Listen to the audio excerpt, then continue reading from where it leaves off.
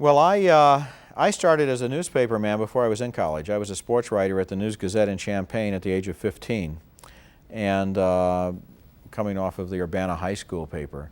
And I think that most journalists are journalists from an early age. I mean, they're writing for some place, even in grade school. I published a neighborhood newspaper that I gave out to the neighbors free, mimeographed, you know. And so I kind of learned by experience at the same time. I didn't get into journalism school until I was a junior. My first 2 years as an undergraduate were in English, basically, and LAS, liberal arts. But in terms of writing interviews, I don't think I learned much about that in school, except in a very narrowly defined way.